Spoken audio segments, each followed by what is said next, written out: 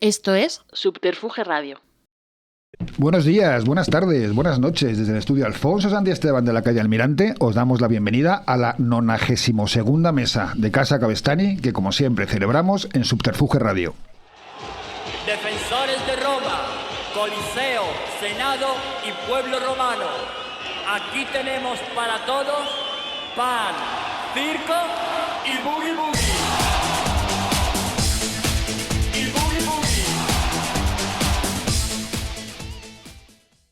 Bien, pues bienvenidos a esta 92ª mesa de Casa Cabestany. Como siempre, tenemos a Sandra a los controles del programa. Os quiero agradecer a todos los que habéis visto nuestro programa anterior, La ciudad también es para ti, con Pedro Bravo y Bronte, pues bueno, donde estuvimos hablando de la evolución que están teniendo las ciudades y que la verdad es que os ha gustado bastante. Estamos en la semana de San Isidro, estamos entre el 2 de mayo y San Isidro, o sea, entre el 2 y el 15 de mayo del año 2026. Y el programa de hoy, como veremos un poco más adelante el motivo, pues se llama Velarde Street Boogie. Aparte de que, eso está muy bien traído, sí, señor. Aparte de que Velarde, junto con Ayoy, fue uno de los militares que desde el cuartel de Monteleón armaron al pueblo de Madrid para atacar o para defenderse de los franceses, pues es una canción del primer disco de uno de los invitados que tenemos hoy en nuestra mesa, que es José L. Santiago. Buenas tardes, José L., bienvenido. Muy buenas, ¿cómo estamos? Pues muy bien, muy orgullosos de que hayas venido, de que hayáis venido los dos al programa. Pues nada, encantados, hombre.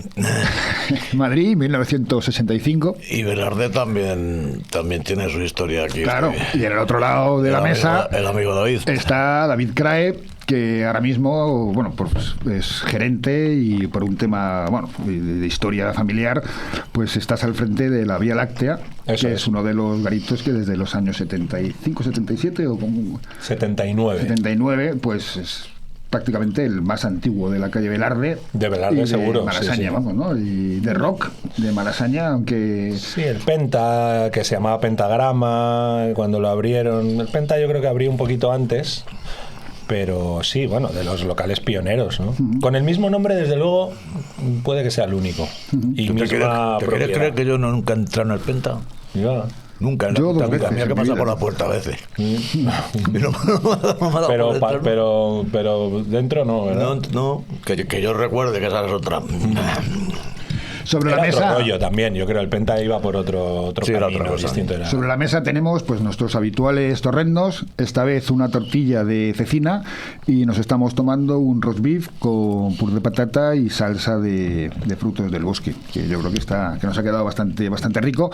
Y estoy estrenando una taza que me han regalado nuestros compañeros de Todo para Compartir, que es otro podcast gastronómico. Qué bonito lema. Que hay aquí, en la casa, en Subterfuge bonito. Radio. Y pues mira, le gusta mucho el lema a David y a José L.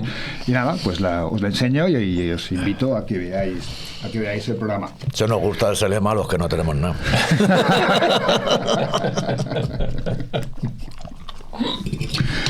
Además, David, tú y yo nuestros tíos tienen una vinculación muy grande, aunque no lo sepas, porque tú eres sobrino de Javier Crae. Sí. Y yo soy sobrino de Enrique Cabestany, que era el dueño de la Mandrágora. Anda, coño. Claro. Y Claro. en la Mandrágora fue donde Joaquín Sabina y Crae, pues entre el 79 y el 82, pues empezaron a actuar junto con Alberto Pérez y con Alberto Pérez, mucha sí. gente. Y de hecho el famoso disco que grabaron los tres se llama La Mandrágora, no porque ellos se llaman La Mandrágora, sino porque está grabado en la ahí, Mandrágora, sí, que era un sí. sotanillo ahí en la cama baja. Sí. Y la semana pasada el ayuntamiento aprobó por unanimidad poner una placa en la, Qué bien, no en la sabía. puerta del Tengo Lamiac. cierto vínculo con Alberto Pérez también. Ese desapareció de aquella qué fue terna, yo creo que no debía sé ser qué fue raro de él. No. Pero en el año, no sé, el 90, por ejemplo, o 91, nos dieron el premio del entonces prestigioso Diario 16, un premio que se llamaba Ícaro, que era una estatuilla y de pasta nada, pero no lo dieron. Y en el jurado estaba Alberto Pérez. Y Alaska y no sé quién. Y entonces el que votó por nosotros fue Alberto Pérez. Anda. Por los enemigos. que acabamos de sacar La vida mata. Y luego nos vino a decir, porque estaban los otros candidatos, eran yo creo que era Tijeritas, fíjate. Ah, sí. Y una rapera que luego nunca más se supo. Entonces tuvieron algunos votos, pero tuvimos más votos nosotros porque Alberto Pérez hizo proselitismo. Ahora yo entré el jurado y tal porque estaba flipado en el disco, le gustaba, porque hay guitarras, hay letras, hay no sé qué, es interesante, y estos no tienen, hacen nada, y no era Tijeritas, era una especie, un imitador. Que tampoco hizo carrera, creo. Yo creo que Alberto Pérez era el único músico de los tres. El más músico, era sí, cantante, sin duda. De lírico. No, sí, Alberto Pérez hizo, que yo sepa, de arreglos, carrera en el conservatorio. Él toca la guitarra muy bien, y es porque él estudió clásico en el conservatorio. Como Julián Siniestro, con que se empeñe en lo contrario, tiene la carrera de guitarra de sí, se empeña en lo contrario, pero sí. Pues, yo recuerdo el día que acabó. Cuando estuvo aquí estuvimos hablando de ello. Dice que fue copiando. El día que terminó la carrera fue mítico. Bueno, Josele lo ha esbozado. Josele pues eres el guitarrista, compositor y cantante de Los Enemigos, ¿no? Uh-huh. Desde el año 85 que entraste en la banda. Y David, pues nos conocemos desde los 90, pues recuerdo muchos grupos tuyos, los Airwaves, No Wonder, los Coronas, los Corizonas. Uh-huh. Luego otro que montaste con Juana, Nicole Loza, y que era de Pup.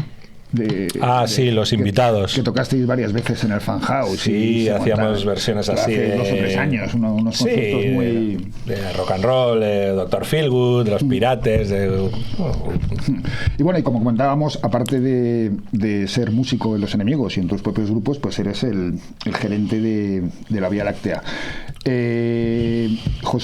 Josele está presentando ahora mismo un libro que se llama Desde el Jergón, de Ediciones Contra, de este mismo año, del año 26. Y aparte, aunque hablaremos dentro de un rato sobre ello, presentáis disco Los Enemigos. Por entrar así un poco, ha sido un disparate el libro, ¿no, Josele?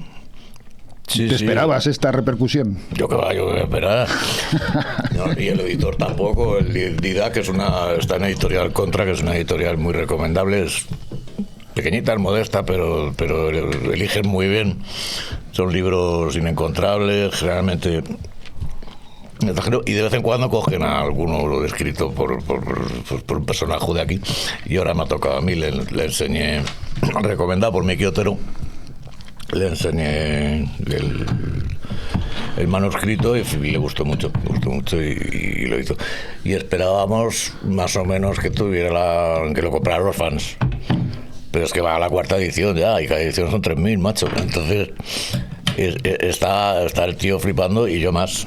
Porque tú sigues viendo a Los Enemigos como un grupo de Madrid, o ya has ampliado y has visto que ya Los Enemigos es un grupo nacional. Siempre seremos un grupo de Madrid, pero con proyección nacional. Internacional todavía no, estamos en ello. Yo tengo una pequeña anécdota y es la última que voy a contar. Cuando empezamos a salir por Malasaña, pues el 88, 89, íbamos a Nueva Visión a primera hora, que había doble copa, y luego descubrimos que había un bar que se llama El Agapo que hacía conciertos. Y a las 9 de la noche o a las 8 solíamos ir a ver quién tocaba. Tomábamos algo en el Palentino, y me acuerdo un día que entramos vimos en el Agapo, tocan Los Enemigos. Yo creo que era un tío cabal. Y entramos en el Palentino y vemos a un señor con un chico con un gorro de paja. Y le preguntamos a Casto, el del Palentino, ¿y quiénes son Los Enemigos? Y dijo, un grupo muy bueno.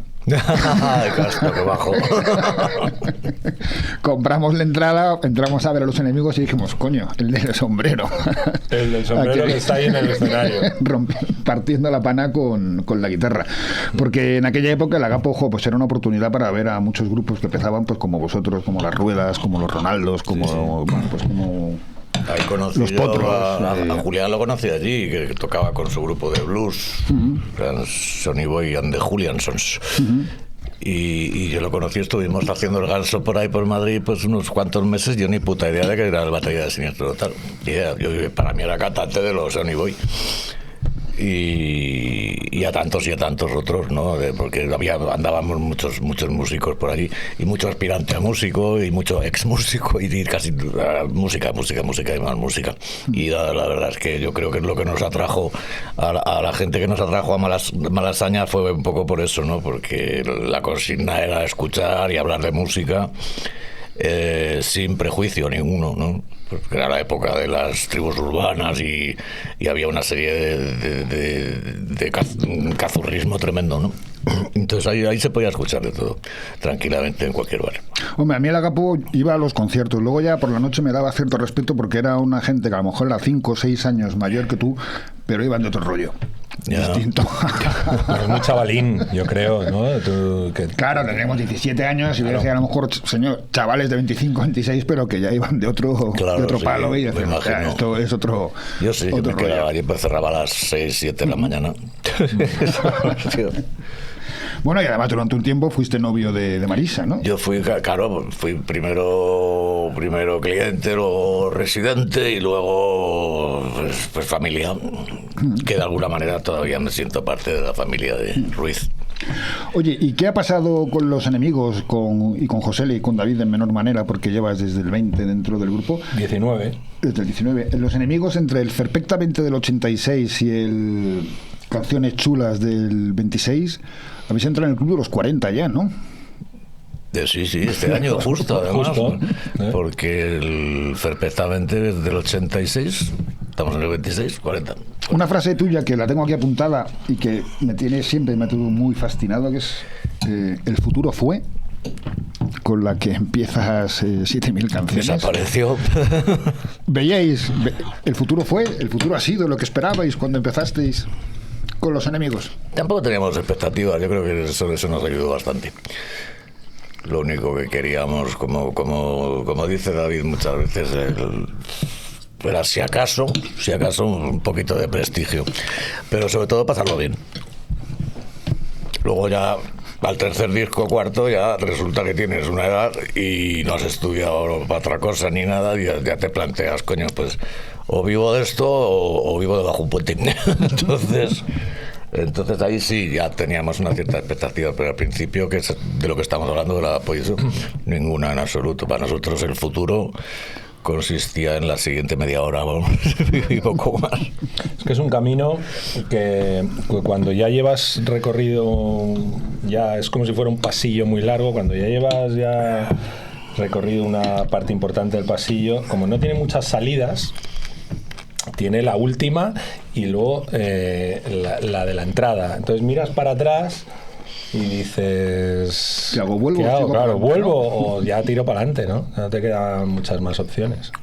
Sí, te metes en una furgoneta con 17 años y sales un día y con 40 y dices, hostia, ya no hay vuelta atrás. Ya no hay... Es un poco lo que pensaba leyendo el libro. En cierto punto es un manual de cómo tener un grupo y de cómo mantener un grupo durante 40 años. Bueno, en cierto modo, quizás sí. No es la idea, desde luego, pero puede ser, sí. Desde que entras, las expectativas iniciales que hay, luego ya el tema compositivo, que hay en un capítulo, no me acuerdo en cuál, dices buscar riffs que no sean comunes o que no sean que no sean los típicos, ¿no? Al final ya te supone un trabajo, te supone un... Es una lectura. Yo tengo otra de ese libro. Yo se lo he dicho a José alguna vez. Para mí el libro trata exclusivamente de una cosa, y es de cumplir un sueño. Sí. Para mí ese es el tema del libro. Ir a por él. Ir a por él, pase lo que pase. Exactamente. Ir a por él, cómo realizarlo y luego ser capaz de vivir de ese sueño. Pero digamos que todo gira en torno al sueño. Y todo lo que tú has dicho efectivamente está ahí, pero que son ya... esa es la manera de cómo contar esa historia. Pero el tema del libro para mí es cumplir un sueño. Uh-huh. Sí, yo estoy de acuerdo, completamente. Porque lo que teníamos era el sueño. El sueño era vivir de la música, claro. Eso. Tampoco era hacernos ricos ni nada de esto, ¿no? Porque hay que tener cuidado con lo que se sueña también, ¿no? No sea que se cumpla. Claro. Se llora más por las plegarias atendidas que por las que se quedan sin atender. Exacto. Decía Santa Teresa de Jesús. Ah, sí, decía, esta decía eso, joder. Mírala, hablando de rock and roll, la tía en el siglo no sé cuántos. Y éramos, lo que pasa es que, claro, habla también de compromiso, de respeto, etcétera, entre los que tenemos este sueño, ¿no? Que éramos 4. En el escenario nos subíamos 3, pero estaba Lalo Cortés, que nos hacía, digamos, de manager, entre comillas, pero entre comillas estaba todo al principio, ¿no? Incluso lo de músico. Yo recuerdo a Roberto, que durante un tiempo fue puerta en el Nueva Visión, y nos lo decía. Yo tocaba en Los Enemigos, y nosotros, tú, pero si es fino. No, pero yo antes. Sí, bueno, el portero, ¿sí? Sí, porque yo trabajaba en la barra y salíamos mucho por ahí, y él era portero, y luego... Y su hermano Chiti también, ¿no? Ese falleció, sí, el pobre, montó un bar en el Patiburrillo, creo, uno muy pequeñito. El Patiburrillo, no sé, ¿os acordáis? Sí. El nombre me pega todo. Pero, vamos, que eso fue la primera formación primerísima, que nos presentamos al Villa de Madrid, entonces era un concurso que valía para algo. Y Roberto ya se bajó del barco antes de la final. Que la hicimos la final con un bajista que era el bajista del Fari, fíjate, y que lo conocía yo de tocar con él en no sé dónde. Y entonces duró muy poco, duró hasta al principio. Y ni siquiera llegó a grabar el primer disco, porque del bajo se encargó en el primer disco Michi, que también falleció. Que yo había tocado con él en Johnny Comombro y los Gastes del Ritmo, que eran un grupo de mi barrio, que eran, lo que decías antes, tenían 25 o 26 años y yo 17, ¿no? Entonces yo estaba allí como flipado, ¿no? Y ahí aprendí pues casi todo lo que sé, que es bastante poco. Bueno, hombre, me apaño, pero vamos, que hice carrera ahí. Entre estos y la temporada que estuve en Glutamato, pues ya me hice una idea de lo que me enfrentaba, y me gustaba mucho. Digo, coño, yo quiero esto. Entonces Lalo tuvo la mala pata de matarse en un accidente de tráfico justo cuando estábamos a punto de cumplir el sueño, que era después de publicar La Cuenta Atrás, nuestro cuarto disco, que se vendió mucho mejor que los anteriores, que sonó en radio, que las expectativas eran muy buenas, y coge y se estrella con el coche y se mata. Entonces nos quedamos como, claro, de piedra todos, paralizados, congelados, hundidos. Claro. Y nos dimos cuenta de que, bueno, que teníamos que seguir con el sueño, que se lo debíamos a él de alguna manera, ¿no? Esto suena un poco a los Goonies y a películas de estas, pero era así. ¿Qué quieres que te diga? Y ahí seguimos. Quiero decir, es nuestra prioridad, es el sueño de Finos, es el sueño de Chema, es mi sueño, y es el sueño de la vida. Ahora mismo también es mío. Que claro. Los enemigos funcionen. Entonces estamos a cada uno en lo suyo, a hacerlo lo mejor posible, y se nota muchísimo en el escenario, en el local de ensayo, hablando. Ahora venimos a ensayar él y yo, de trabajar las guitarras, sí. Yo qué sé. Porque estamos David, muy por la labor. Aunque tú entras en Los Enemigos en 2019, el contacto que tenéis vosotros es desde los años 90, está claro. Aunque de antes, ¿no? A nivel personal, yo a José lo conozco yo era un crío, un chavalín, un niño, él era amigo de mi madre, y yo había visto a Los Enemigos ya varias veces en el Agapo, recuerdo verlos ahí, incluso antes de llegar a conocer a José personalmente, ¿no? Pues eso es los años con el perfectamente exclusivamente, igual publicado, pues año 87, por ahí, yo tendría 16 años, algo así. Sí, porque andaba liado con Marisa Ruiz del Agapo, la madre de David era Teresa, íntima amiga de Marisa. Amiga de Marisa. Entonces fue un poco la que nos presentó que David era un griejo. Y desde entonces los conocemos. Luego estuve trabajando con él, que cuando la década prodigiosa esa que estuvimos en solitario, y David estaba en mi banda, entraba y salía, pero estuvo mucho tiempo. Claro, porque aparte de los 13, 14 discos que ya, sin incluir directos ni recopilatorios, que ya teníais con Los Enemigos, tienes otro buen puñado como José L. Santiago. Tengo 6, sí. Claro. De la década de los 2000. Que los tocabas con Novoa, con Ricardo, y ahí es donde yo empiezo a tocar con José L. Claro. En un grupo, quiero decir. A partir de, pues fue final de la gira de las Golondrinas. O sea, ya fíjate, quiero decir que son unos años, porque eso debió ser, las Golondrinas debe ser del año 2004, creo, y yo te estoy hablando del primer concierto que yo doy con la banda de José L. Eso debió ser finales de la gira, pues año 2005, ponle ahí. Y nada, la idea inicial era, oye, había unos conciertos, con José le tocaba... Después de Pablo había un guitarrista que se llamaba Nico Nieto, que tocó con él también intermitentemente en más giras. Y entonces Nico le había salido una cosa, José le me llama y ya habíamos hablado alguna vez de esto, y en ese momento yo estaba con los Coronas tocando muchísimo y no me coincidían las fechas, y ya cuando me plantea esos conciertos del final de esa gira digo, mira, ya me da igual si yo tengo conciertos o no, ya, o sea, tiene que ser, porque esto no me lo puedo perder. Y esa fue la primera vez, el primer contacto, y desde ahí en adelante pues hasta que llega el paso o el salto a Los Enemigos. El salto a Los Enemigos sí que fue ya unos cuantos años después, ¿no? No sé quién me contó justo cuando acababas de entrar que estabais, lo habías contado tú, que cuando empezaste a enseñar con Los Enemigos, que claro, llegaba, pues ahora esta, y tú, joder, todas buenas.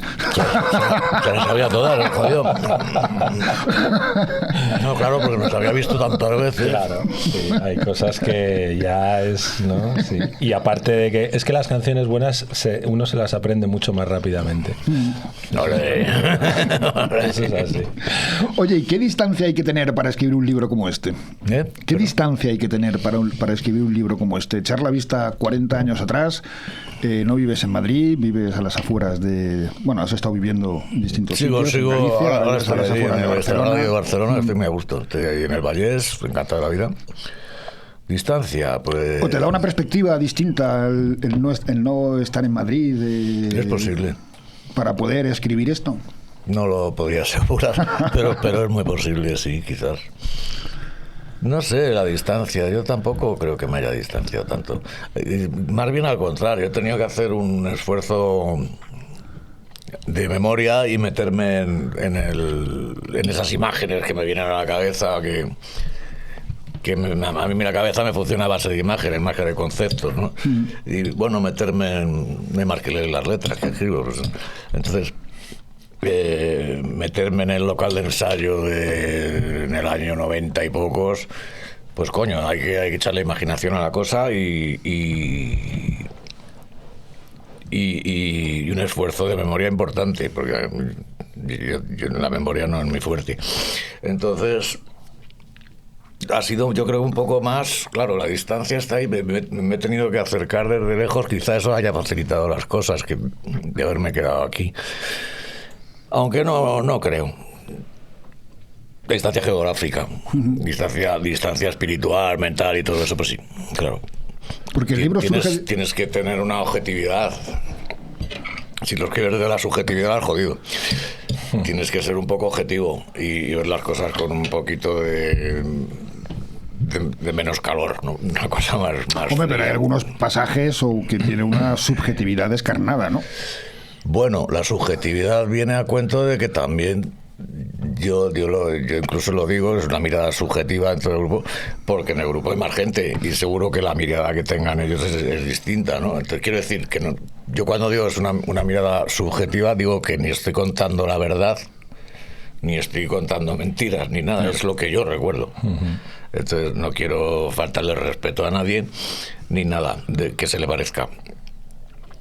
Pero tampoco quiero cortarme, o sea, cuento lo que hay. ¿Te ha removido escribir o pasar por algunos pasajes? Sin duda, sí, claro. Porque no tienes ningún problema en hablar de las adicciones o de las relaciones con otros miembros del grupo o de las cosas que te han pasado durante muchos años. Lo peor sobre todo es la muerte de Lalo. Revivir todo aquello, eso pues me ha dolido. Pero bueno, claro, es que es lo que hay, ¿no? Y quizás he descubierto ahí lo importante que fue que Lalo desapareciera. Yo creo que desde una importancia similar a la de que Lalo apareciera, porque si no hubiera aparecido Lalo, yo no sé dónde estaríamos. Él nos animó, él nos metió de teloneros de los Ronaldos, por ejemplo, que íbamos de grano en el culo de los Ronaldos, literalmente, vamos. Y ahí aprendimos mucho de escenarios grandes y todo eso, no sabíamos nada, ¿no? Y aparte nos permitía vivir de esto, malamente, pero vivir de esto. Pues yo pinchaba discos en la Vía Láctea, que estaba la vida, no estaba encargado, pero casi. Y su tío Marcos, que yo qué sé, en el Agapo también pinchaba discos en varios sitios, trabajé de transportista también. Y todo eso, pero si no es por la perseverancia de Lalo, el ojo que tenía, porque era una aguililla de la vida, meterse en un negocio como este no es tan fácil. Bueno, tú lo sabes, está igual que yo, es muy endogámico y los nuevos pues no son bien recibidos. Por Lalo se metió, vamos. Sí, y lo cuentas en el libro, con todo el morro del mundo, ¿no? Creando Attraction, ¿no? Y incluso se hizo con la contratación de los Ronaldos, luego se hizo con la contratación de los refrescos, que ahora no sé si se acordará alguien, pero lo petaron con lo de la playa, que aquí no hay playa. Y Bernardel sigue actuando en fiestas y en rollo de los 80 y tal, él en solitario. Sí, ahora tiene un grupo que se llaman Los Subtotales. Ah, sí, eso no lo sabía, tío. Sí. Qué bueno. Es que me quedé con el nombre, me lo dijo y me partía de la risa. Y bueno, pues cuando desapareció, pues fue cuando hicimos ese conjuro, ese lazo de sangre, y ahora tenemos una relación pues casi consanguínea, ¿no? Se hace mucho la comparación con un matrimonio, ¿no? El grupo, pues yo creo que es muy desafortunada, es más como una familia, es como unos hermanos que se pelean, se dejan de hablar, no sé. Tú que has visto y has convivido y has tocado en muchos grupos, ¿has visto siempre esa hermandad o esa situación? Este está dentro de la hermandad ya. Pero has estado en muchos grupos antes. No, pero vamos, a ver, no es tan fácil. O sea, no es tocar la guitarra solo. Hay que echarle más cosas. No, sí. Más allá, no es una cuestión meramente musical, evidentemente. Un grupo no funciona exclusivamente por conexiones musicales, ¿no? Tiene que haber muchas más cosas, claro. Sí, yo digamos que yo ya venía probablemente con el virus. Entonces, bueno, pues al final compartes el mismo virus, tienes la misma sintomatología. Te entiendes perfectamente, más allá de lo musical, hay una afinidad personal muy grande. Bueno, y hay otras, porque hablamos de los enemigos, pero antes hablábamos de los Coronas. ¿A quién se le ocurre montar un grupo de surf instrumental, ¿no? En España, ¿no? Sí, desde Leí luego. en alguna entrevista que ibais a conciertos y y pensaban que el cantante no iba Eso nos ha pasado muchas veces, sobre todo todos los primeros años de los Coronas. Los Coronas los montamos Fernando Pardo, de los que lo conocerá todo el mundo que oiga tu programa seguramente. Yo en el año 91. De hecho, mira, yo no sé si nuestro primer o segundo concierto fue en el Agapo. O sea, Fernando pinchaba en el Agapo también, era también otro miembro más de esa gran familia, ¿no? Y claro, en el año 91 ten en cuenta que el género de la música instrumental, que había sido muy popular 30 años antes, en los 90 primero no quedaban grupos de todos los que habían triunfado con la música instrumental, no quedaban, y de los del revival, que había alguno, John and the Night Riders, pero eran grupos que la gente no les hacía realmente mucho caso, ¿no? Entonces Fernando y yo, cuando decidimos hacer eso, era pues casi más como un capricho, porque nos molaba la música instrumental, Sois unos tocones los dos, los tres. No, sí, pero no por eso realmente, o sea, tampoco te creas tú que... Mira, nosotros cuando empezamos a tocar, las versiones instrumentales nos veíamos muy, muy limitados, ¿eh?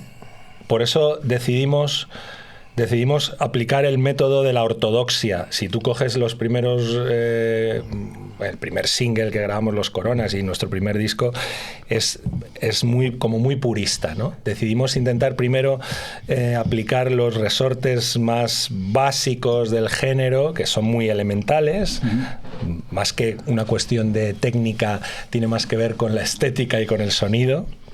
Pero las canciones son muy efectivas, ¿no? Muy efectistas, son sencillas, pero pero son muy sencillas, ¿no? Hay una economía ahí absoluta. Y durante todos esos primeros años de pura ortodoxia, pues claro, nos tocó recorrer ese camino, ese desierto en el que la gente no entiende realmente lo que estás haciendo y que piensan que eso que están oyendo es como una introducción que le estás haciendo al cantante y que después va a aparecer James Brown. A ver si sale de una puñetera vez. Eso es, que va a salir colgado del cielo, o que va a salir, yo qué sé, subido en una en una tarima que lo... Salir de un ataúd. Ahí está. Aunque es otro rollo, contaba Alaska que en los comienzos que ellos empezaban con baterías electrónicas y tal, pues también en los 90 que iban a pueblos, la gente del pueblo veía la batería y eso no es una batería, eso no suena, esto está grabado, tú nos vienes a engañar. Y que tuvieron que salir corriendo. Nosotros en los conciertos de Los Coronas alguna vez nos llegado a pasar que la gente se subiera al escenario a cantar sobre canciones nuestras. Bueno, directamente, mira. Pero bueno, canciones que, imagínate, si un tío se sube a cantar encima del Pipeline, pues ¿qué va a cantar si no existe la letra del Pipeline? Pues ya prepárate, ¿no? Para echarse a temblar. Pero bueno, sí, efectivamente eran tiempos difíciles. Luego llegó el boom de Pulp Fiction y eso ayudó un poco a que la gente entendiera el concepto ese y nos facilitó a nosotros, desde luego, mucho las cosas a la hora de tener que explicar. Que es que no va a venir el cantante, no es que no es que haya perdido el tren ni nada de eso, es que no hay. Nosotros al principio hacíamos, si te acuerdas perfectamente, hay 4 o 5. Hay unas cuantas instrumentales. Claro, el velar de Street Boogie, precisamente. Y unas cuantas más. Y más. La mitad del repertorio prácticamente al principio eran instrumentales, porque también versioneábamos a Link Wray. Claro. No hacíamos el Piperine, pero hacíamos el Rumble o una de estas, ¿no? El Sloop, ¿no? Esa era cantada. El Sloop John B. Pero había una muy parecida al Piperine. Y la mitad del repertorio eran instrumentales. Y me acuerdo que me llegaron a decir a mí, ¿qué pasa? Que no tienes fuelle para todas. Digo, joder. Eso es siempre una pelea que has tenido tú, ¿no? Que si quiero cantar, que si no quiero cantar, que prefiero tocar la guitarra solo. Sí, al principio no quería cantar. Pero al final has creado un estilo, ¿no? Bueno, hombre, es que claro, muchos grupos que tienen el estilo de José Le cantando. Yo, claro, los instrumentales salieron de ahí un poco, ¿no? Cuando nos quedamos Roberto, Artemio y yo en el local, había un micro que antes había usado un cantante que había antes y que se fue, pero ninguno nos acercábamos a él. Yo de repente empiezo a escribir canciones con letra y tal. Y claro, mira, tengo esto, ¿no? Y estás, claro, para enseñarla necesitas cantarla. Y cuando se termina, miras para un lado, miras para otro y dices, hostias, va a tocarlo a mí. Entonces hubo unos años que yo me lo tomaba como una tortura, ¿no? Aquello. Nadie se quiere acercar al micro, entonces ¿qué hay que tocar? Pues mira, el Run Chicken Run. Sí, el Run Chicken Run. Claro, por ahí venían todos los instrumentales por lo del micro ese solitario.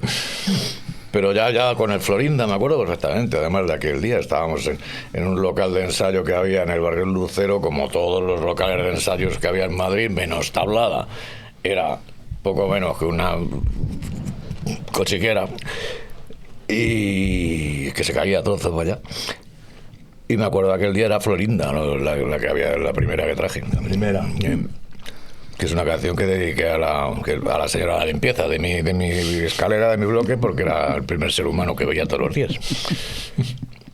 Y Oye, y en el libro, ya nos lo contaba Coquemaya cuando estuvo aquí, que ellos, como los Ronaldos, siguieron toda la escalera o dieron todos los pasos que tenían que dar como grupo, quizás un poco más rápido que los demás, porque el éxito les llegó muy rápido, claro, valga la redundancia, pronto, pero ellos tienen un poco, llevan a gala el haber seguido todos los pasos. Sí, sin duda.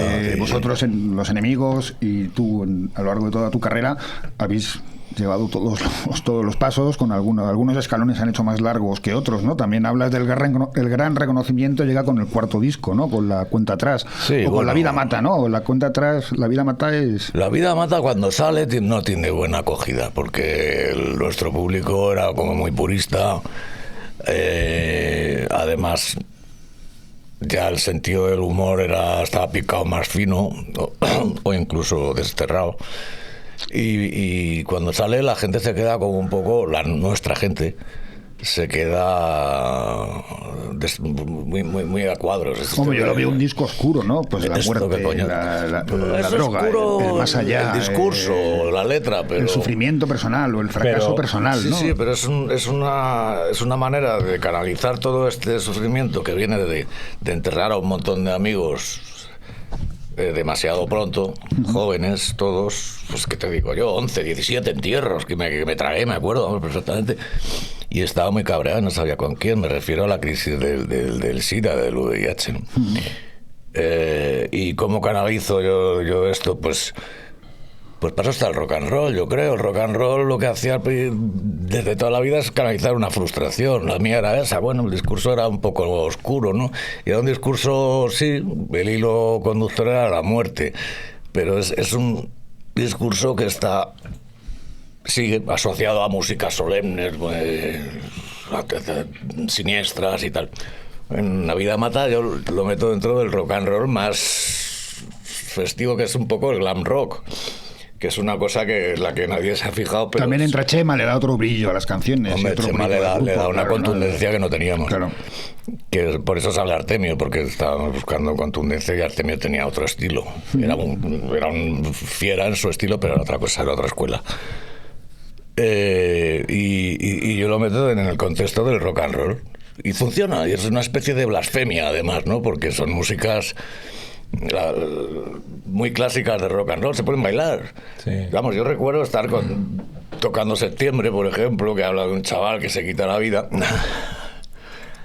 y la gente pues bailando y coreando la letra y diciendo, joder, no, ¿qué pasa aquí? Yo estoy contando a un chaval que se está colgando de un olivo y la nota que ha dejado y tal, y claro, la música es que es rock and roll, es que no es la frustración, es la manera de canalizarla, lo que está sucediendo en el escenario.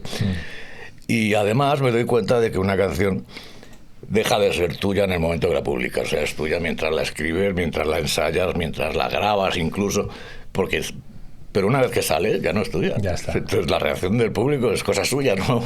Yo Septiembre la pillé tarde, me imagino, en una actuación playback que hicisteis en Plastic, un programa que había en los 90, que casi Rovira, ¿no? Tiene Rovira y el Punky aquel. Sí, qué bueno. Y cuando en septiembre dices, voy a estrenar corbata hoy, y haces el gesto de... Ahí la entendiste. Sí, hostia. Ahí la entendiste. Claro. No, pero es verdad que La Vida Mata... A ver, La Vida Mata es un disco... Aparte del discurso, por supuesto, pero que las canciones de La Vida Mata están construidas sobre yo creo, un concepto de la melodía muy diferente a la de los dos discos anteriores, claro. Muy distinto. Y eso... yo es que eso además lo viví casi, yo ya en ese momento todavía era un teenager y sí que lo recuerdo. Tú tocabas la guitarra, claro, ¿no? Y me acuerdo que venías a preguntar. Hombre, claro, a preguntar, ¿y esto qué tocas aquí? ¿Qué acorde es ¿Cómo tocas esto? ¿Qué es? Porque yo flipaba mucho por eso, porque oía, por ejemplo, disonancias, cosas que... Y recuerdo que parte del público, el público que tenían Los Enemigos, ahí hubo una pequeña crisis a la hora de pensar, pero esto ya no es el lo rock mismo. Malasañero. Eso es, ya no es Dr. Feelgood. Tocan de puta madre, claro, otras cosas. Una patada. Menudos coros, menuda producción, por ejemplo, exactamente, cosas, todo, ¿no? la producción, el sonido, pero Pero no solo eso, o sea, lo que es ya el tipo de canción que tú estás haciendo y que estás escuchando, ¿no? Y sí que yo creo que... Bueno, ahí coincidirá cuando tomas tú el control compositivo, bueno, o el control, cuando eres tú el Bueno, son que mis compone, canciones, son tus sí, canciones. luego ya empieza fino Porque a antes colar Artemio alguno. sí metía canciones en los primeros Artemio, enemigos. Claro. sí, también, pero mete el Juan Valdés en el primero y luego 2 en el segundo. Y ya los estilos de los dos ya se ve que no, sobre todo en el segundo se ve que no tiene nada que ver. Y en el tercero pues ya no está, ¿no? Entonces, bueno. Y en el Baila Mata pues todas las canciones son mías. Luego al siguiente ya empieza fino a meter alguna que otra melodía, a la que pongo yo letra. Y es la fórmula que hemos seguido haciendo, ¿no? En cada disco son 10, 11, 12 canciones, pues hay 3 o 4 que la música es de Fino y la letra se la pongo yo. Hasta este último, hasta Canciones Chulas, también hemos hecho lo mismo. Pero es curioso eso de que efectivamente que es un disco que no fue, y a lo mejor a diferencia de La Cuenta Atrás, que el público ya... Claro. La gente ya se había adaptado al sonido de La Vida Mata. Es que exactamente, que era lo nuevo para todo ese público, ¿no? Sí, pero mucha gente lo considera una traición. Total, es que estamos hablando de... Sí, de gente muy radical. Muy además. radical, sí, muy fundamentalista. Bueno, talibanes hay siempre, ¿no? Y por aquella época más, porque lo que te contaba antes de las tribus, y Malasaña era una excepción, pero dentro de Malasaña había pequeñas tribucitas. hombre, sí, estaba el rocker con el francés, claro. y estaba el legado Y muy social, puristas todos. Entonces, cuando te salías un poco, ya te echaban las manos a la cabeza. Y yo recuerdo, pues tú que te crees un profeta, no sé qué, digo, no he entendido una mierda. Oye, y con 40 años de carrera, los dos, y habiendo seguido todos los pasos, pegando un salto al futuro, ¿cómo veis los grupos que ahora mismo sacan un disco o una colección de canciones, lo petan y en nada te llenan un Wizzing con 16.000 personas saltándose todos los pasos, todas las... Bueno, Supongo que serán víctimas de su contexto, no lo sé. Nosotros hablábamos hace un rato, ¿no? de que es verdad que nosotros hemos vivido una época muy distinta, la del el famoso sueño americano ese de que el que llegaba a Estados Unidos y le decían, él pensaba que las carreteras eran de oro, y llegaba ahí y se encontraba que no eran de oro, que no había carreteras y que las tenía que construir. Y nosotros hemos vivido eso trasladado al ámbito de la música. Los escenarios no eran de oro, llegabas a un sitio y te encontrabas, lo primero, que no eran de oro, lo segundo, que no había escenario, lo tercero, que el escenario lo tenías que montar tú, directamente. Entonces, bueno, ahora está claro que... Y cuarto, como contaban los Marning, a lo mejor te encontrabas con un promotor que te intentaba no pagar, ¿no? O que aparecía con la Guardia Civil y decía, estos vienen a cobrar. Y la Guardia Civil decía, no vais a cobrar. Aquí no cobra nadie. pero lo de montar el escenario literalmente. Literal. O sea, llegar allí, ahí, no jodas, pero poner unas cajas de Mau o algo, yo qué sé. Sí, pues mira, ahí tienes las cajas y ahí están las tablas. Venga, chicos, a cargar. Y lo que te iba a decir antes, con el camino de los Ronaldos puede que estuviera sembrado de rosas y tal, pero el de Coque no. El de Coque en solitario se comió mucha mierda. No, así y eso hay mucha gente que no se acuerda ha o que tenido no una quiere travesía por el acordarse. desierto tremenda hasta que ha vuelto a resurgir. En acústico, en bares pequeños, camino que también tomé yo y sé lo que es. Cuando desaparecimos los enemigos, que nos separamos para siempre, yo tenía... Lo sabía, digo, bueno, yo corro el riesgo de volver a los bares, de volver además en acústico, tal. Y se pasa muy mal, claro, porque la gente tampoco es siempre respetuosa. Y Coque, pues ha comido toda esa escuela de, bueno, pues digamos de folk singer, ¿no? Que tienes que entretener a la gente como sea, entre canción y canción, pues si no se te van. Y ahora se le nota. Quería hacer ese inciso nada más. No, y además está siendo súper agradecido porque en las últimas giras que ha hecho ha invitado a los Ronaldos. Los conciertos han acabado con ellos, los Ronaldos subiendo y sí. cantando 4 o 5 canciones bueno. de ellos. Claro. O sea que... Pero él en solitario, cuando se enfrenta a su carrera en solitario, no tiene el apoyo que tenía hacía un mes que se habían separado los Ronaldos, ni mucho menos. Las pasó muy putas. Otro que ha montado, seguro, eso. Y luego me quitó la banda. Te la quitó, efectivamente. Pero anda que no le habrá tocado también a Coque montar escenarios, donde no hay nada. Él solo con una acústica, sí. O con Mauro al piano, o con Nico a la guitarra. Sí. O el solo, que yo lo he visto, el solo, cojonudo, por sí. Entonces, bueno, todos esos grupos de los que hablas que a las primeras de cambio o llenan un WeThink o están esperando llenarlo, pues los que lo llenan, pues mira, enhorabuena, vale, bien.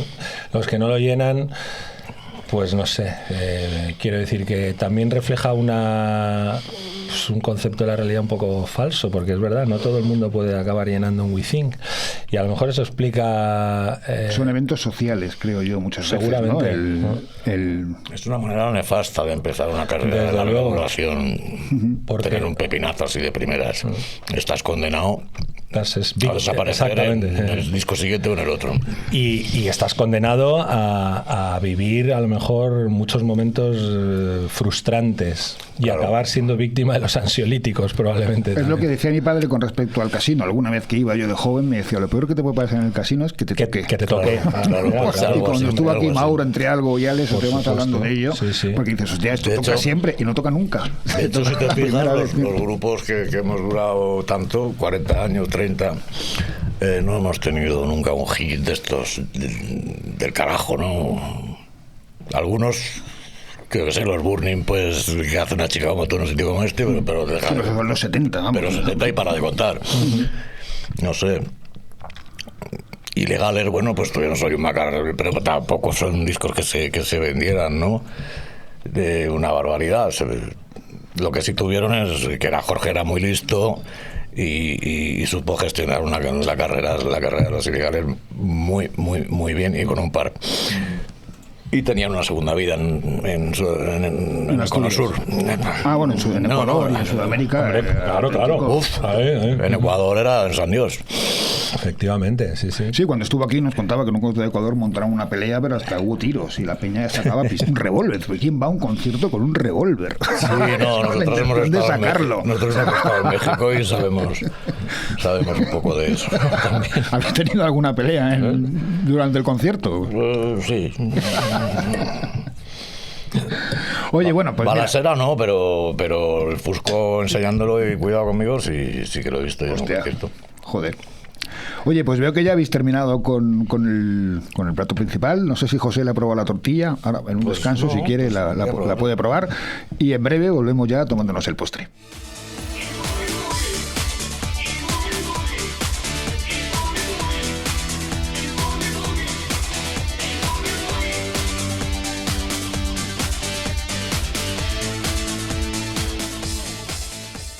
Bien, pues ya estamos de vuelta y como os decía al principio del programa, estamos en plenas fiestas madrileñas entre el 2 de mayo y el 15, que es San Isidro, y nos estamos tomando pues unas rosquillas del santo. David, antes había las clásicas, las tontas, las listas, y ahora ya hay de 1000 tipos. David se está tomando una de violetas. ¿Qué tal? ¿Está buena? Y José y yo de limón, y Sandra de violeta también, ¿no? ¿Está buena? Sí. Bueno, hay que fomentar los productos y las cosas y las tradiciones. Estábamos hablando, lo hemos hablado un poco aquí en el descanso y lo hablábamos al principio del programa. David, actualmente pues eres el gerente, la persona encargada de la Vía Láctea desde el año 79 en la calle Velarde, pues uno de los bares más longevos y más iniciáticos, ¿no? dentro del Madrid. Incluso porque aquí han pasado pues mucha gente de la movida, desde Fabio Magnamara, El Capi, Alvarado, Manolo Campamor, de Caca Deluxe, y todos hablaban de la Vía Láctea, ¿no? La Vía Láctea fue pues un cuartelillo, ¿no? para determinadas personas que tenían 20 años, como podían tener Costus y tal, y de repente les llegáis y les encargan que pinten, ¿no? Que pinten un bar y hacen una explosión de color y pintan unos cuadros que hoy en día son parte importante del arte de España, ¿no? Sí, creo que fue, de hecho, bueno, yo era muy pequeño cuando todo eso, yo no lo viví directamente en primera persona, pero sí que está publicado, vamos, quiero decir. es parte de la historia no solo de la Vía Láctea, sino también de Costus. Y creo que fue su primer trabajo por encargo, o sea, su primer encargo profesional, digamos. Ellos habían pintado cuadros, los que siguiendo un poco su instinto artístico. Yo sé que habían pintado también el cierre de una ferretería en Malasaña en aquella época. Probablemente. Yo tengo un dibujo de la época que es una señora con un peinado y tenían un libro que era Le Confiture y lo copiaban y luego iban a peluquerías de Malasaña y les vendían los dibujos para que decoraran, ¿no? O sea, es una forma un poco de buscarse la vida, ¿no? De unos chavales que habían venido de Cádiz, vivían en la calle de La Palma, luego ya vivían en la calle de La Palma y tal. Y tú que tienes o que tenéis los dos esa atalaya del paso del tiempo, y lo pregunto mucho cuando a los invitados que venís, ahora no hay chavales de 20 años que tengan esas inquietudes y esas iniciativas, ¿no? ¿Tú crees? No, ¿de verdad? O sea, a mí me costaría afirmar eso con rotundidad, no sé. Hombre, hay una cosa que sí que es verdad. Las inquietudes de los chavales de ahora de 20 años, todas tienen que ver más con un mundo virtual que con un mundo, claro, real, que era el que nosotros... el que de alguna manera canalizaba las inquietudes de nuestra generación y las anteriores. Las inquietudes de los chavales de hoy en día, claro, tienen mucho más que ver efectivamente con, no sé, con un like, con un... ¿Y menos empuje vital? Eso no lo sé. Yo tengo 2 hijos de unos añitos, no son ni adolescentes. Uno es adolescentes no, tienen 28 y 30 años, ya son una chicarrona y un tiarrón, ¿no? Majísimos los dos.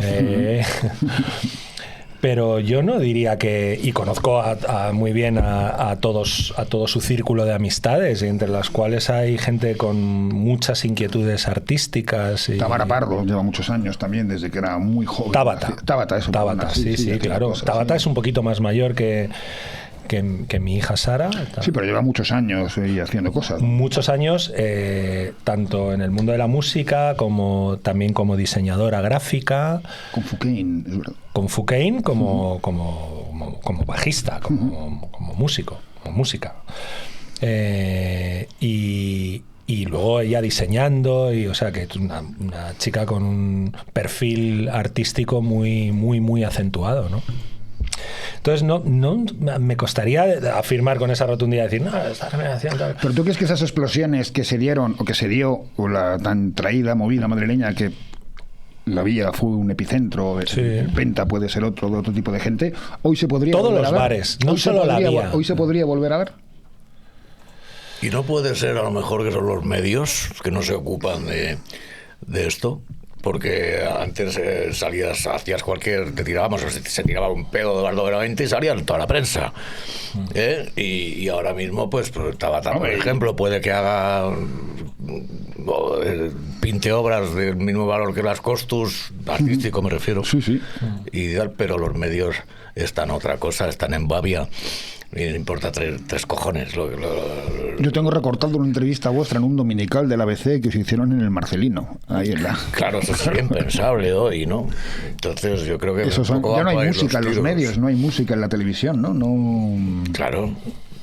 A eso me refiero. Sí, está menos en la calle, menos presente en los medios. Tú vas a un concierto y antes veías a fulano de no sé qué casa de discos, a no sé qué fanzino, no sé quién, no sé cuándo. Y ahora no ves a nadie, están de los medios muy pocos, muy pocas honrosas excepciones, pero a lo mejor tiene que ver con esto, ¿no?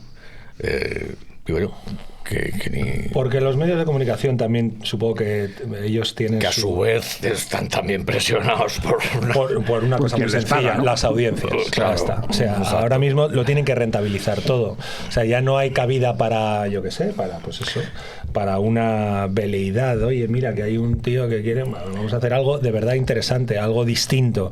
Algo distinto, ¿pero qué quieres? ¿Estrellarte? Algo que venda, no nos lo podemos permitir. Que sea algo que venda. Claro, pero no, además no puede ser una apuesta a largo plazo. No, tiene que ser porque ya lo hemos visto, pero si no hay más que ir a una sala de cine, o me da igual, cualquier programa de televisión, o bueno, programa, película, serie, lo que sea, bueno, película no, porque no, pero series, lo típico de las series, ¿no? Esto que dicen, no, que es que al cuarto episodio resulta que las audiencias han bajado y entonces dicen, no, pues ni acabamos la serie, se acabó, y de una semana para otra los 4 pobrecillos que todavía seguían confiando en esa serie, se habían enganchado, dicen, ¿qué pasa? ¿Cómo acababa esto? Y se quedan fuera. Sí, pues se ven obligados a ser pragmáticos. Sí. Los chavales también. ¿Y vosotros ya con vuestra experiencia os habéis sentido alguna vez en esa posición, ¿no? De tener que justificar ante una compañía de discos, a tener que justificar un trabajo, a tener que justificar un porqué? Yo no. Y si me lo han pedido, me he negado. Yo no tengo que justificar ante ti nada. Si no te interesa, me tiras por la ventana y ya me levantaré. Pero no es que me niego a defender, no tengo por qué, vamos. ¿No te gusta? Pues dímelo. ¿No te interesa? Pues dímelo. Sí, pero no me marees más, ¿no? Pero No. Esas quizá... Yo me quedé de piedra, me acuerdo, hace ya tiempo, estaba en una entrevista en la radio, y era una entrevista muy sui generis en una emisora muy oficiosa, muy oficial, muy, y coge el tío y me dice, véndase. Digo, vende toda tu prima, la de Gandía, no te jodas, me deja en paz. Escúchate el disco, coño, trabaja. Esa es una de las pocas ventajas. Véndase, tócatelo. Que tiene el no coger el camino que te dice el Google Maps, ¿no? Dices, no, paso de ese. Es más satisfactorio cuando alcanzas el éxito y has seguido el camino que a ti te salía de los cojones seguir. Sí, claro, por supuesto, pero que es que además tampoco hace falta, depende de lo que llames éxito, eso va a empezar. Yo creo que lo ha alcanzado y David, yo creo que también estamos contentos. Y no tiene nada que ver ni con la cuenta corriente ni con el número de discos que hayas vendido. Cero, no tiene nada que ver con eso. Pero sí hay un reconocimiento de la gente, hay, yo qué sé, te están moviendo, te llaman a tocar yo qué sé, de Cádiz, tío. Joder, eso ya es flipante, tío. Esto es un flipe. Hay que valorar también estas cosas.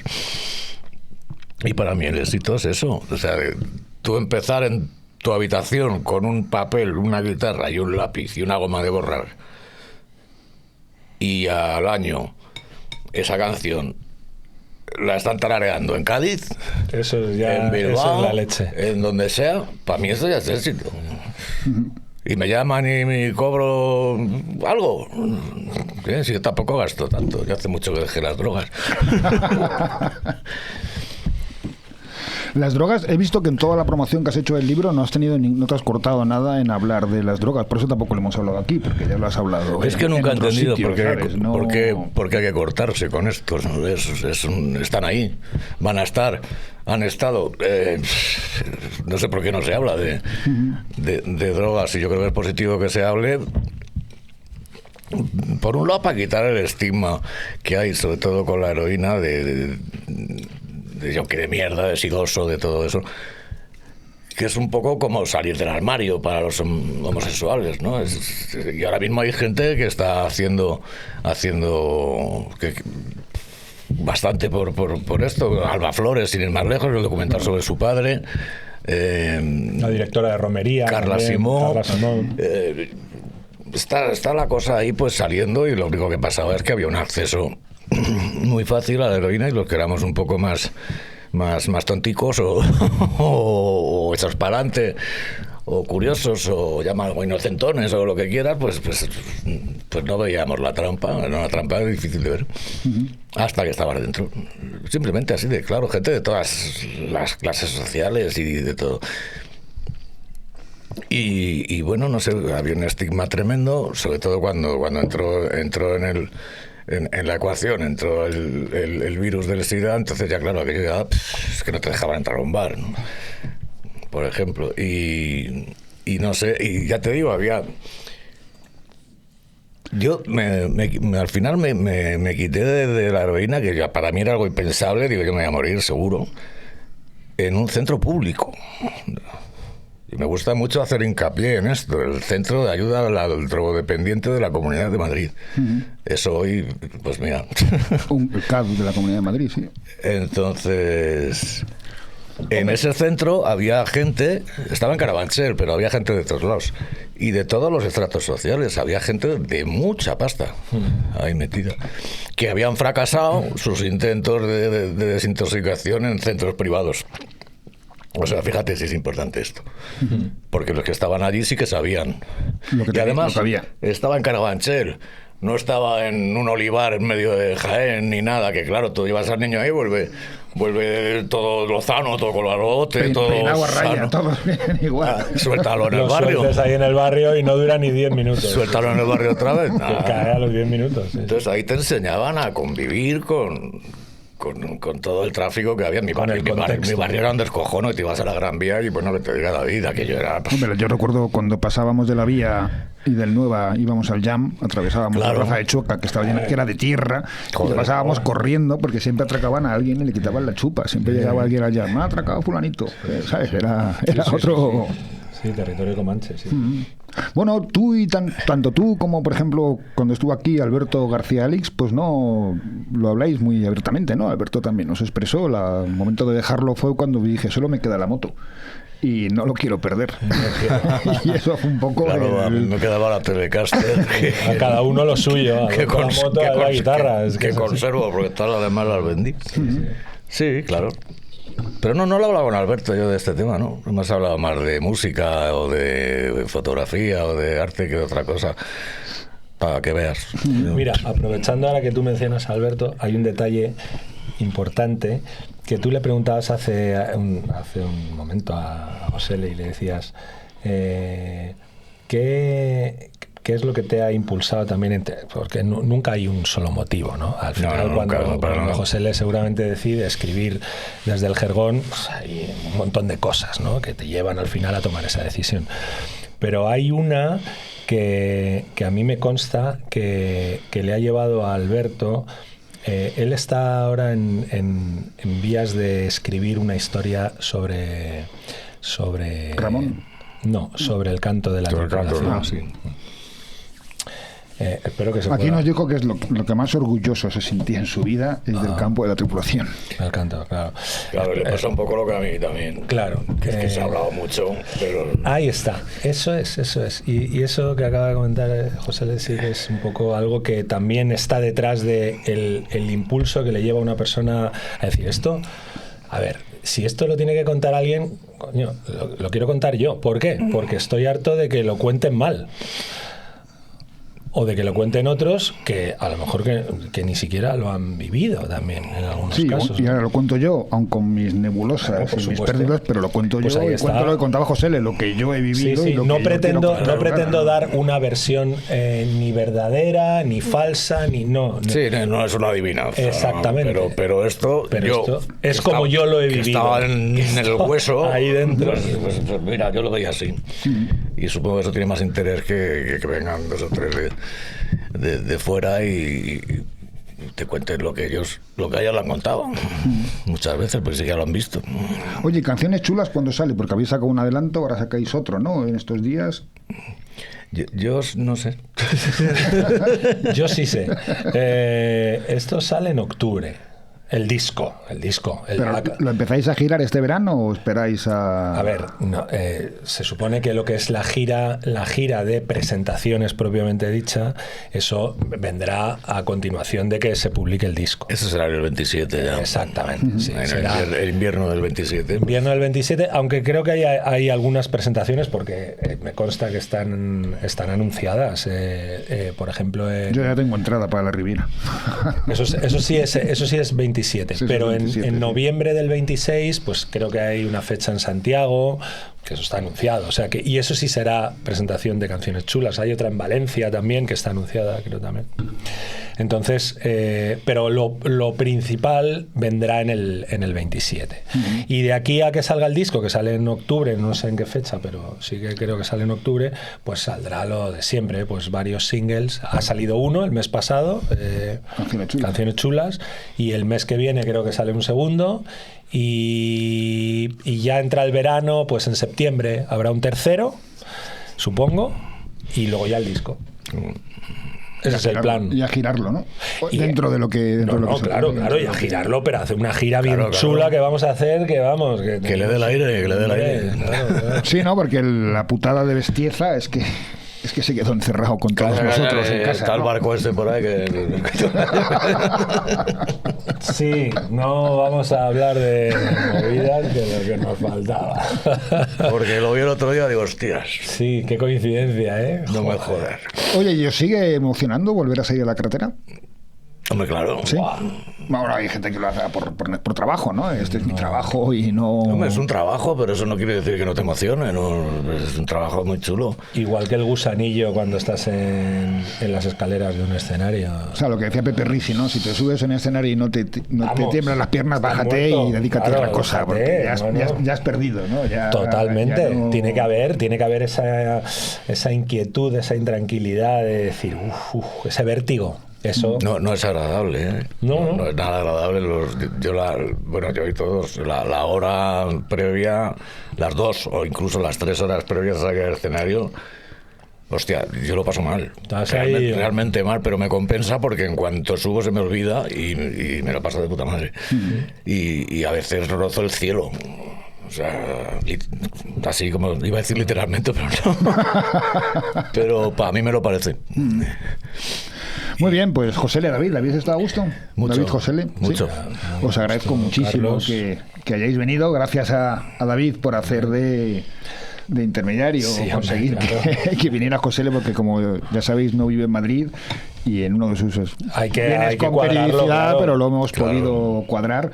Os lo agradezco muchísimo, os deseo el mayor éxito tanto con el libro como con el disco que sale ahora, deseando volver a veros en directo. La última vez que os vi fue en los conciertos que hicisteis en el Lula Club de la Gran Vía, cuando... Eso fue post-pandemia también, sí, cuando tocaste cada semana. Los aniversarios. Cada semana tocasteis un universitarios. No. Bueno, si le deseas un poquito más de éxito aquí al Menda con el libro, vamos, ya... No ¿Por qué edición vais ya? ¿Por la cuarta, quinta? ¿Por qué edición vais? La cuarta ya está en la calle. En 3 meses. Increíble, tío, en 3 meses. Bueno, pues en España se lee, ¿no? Que eso está muy bien. Sí, bueno, creo que los 2 libros de memorias más leídos en el invierno han sido el de Juan Carlos I y el de José L. Santiago, de España. Oye, pues muchísimas gracias por venir. Os recomiendo a todos que compréis desde el Jergón, que la verdad es que muchas de las canciones, pues a lo largo de los años siempre has pensado lo que podían ser, lo que no podían ser. Aquí ahora estoy escuchando música, yo también tengo unos hijos un poco más pequeños que David, pero se están enfrentando a muchas cosas como el futuro mercado laboral, y escucho la cuenta atrás y a veces se me saltan las lágrimas, ¿no? Y dices, hostia, ¿cómo os contaría yo esto? Pues esta es la canción donde que tenéis que escuchar lo que os viene, una ¿no? de ellas, porque hay muchas que hablan de la oficina y del rito iniciático en el que dejas de ser un chaval y te conviertes en un español. Pues muchísimas gracias por haber acompañado. Os recuerdo, desde el Jergón, canciones chulas, el primer single y nuevo disco de Los Enemigos, que a finales de año, principios del 27, empezarán a girar y donde estaremos todos presentes. Muchas gracias por haber venido. A ti, a vosotros. Hasta luego.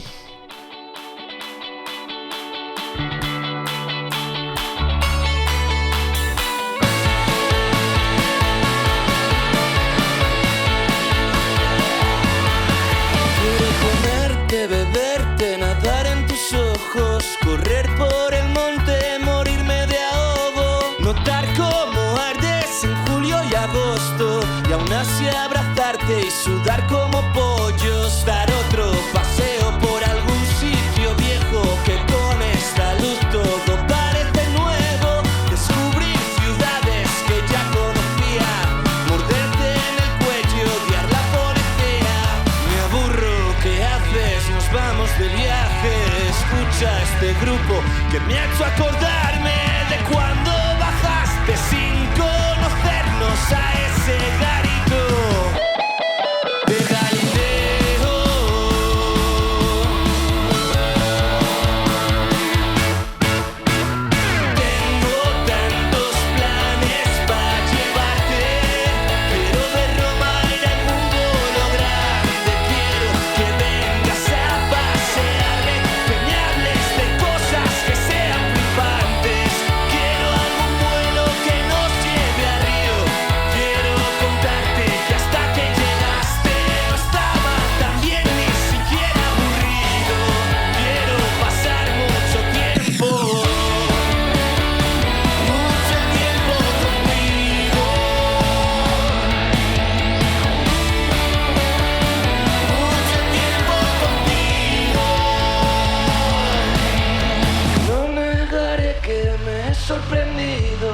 verte llegar cuando me has sonreído. ¿Qué coño es el miedo? Eso no va conmigo. Cruzar siempre en rojo es más divertido. Dime, cariño, ¿de dónde has salido? ¿Dónde estuviste este tiempo escondido? Puedes hacer lo que quieras conmigo. Toma mis llaves, mi casa, mi piso. Dame un derrape por las Ibáñez. Dame un domingo tirado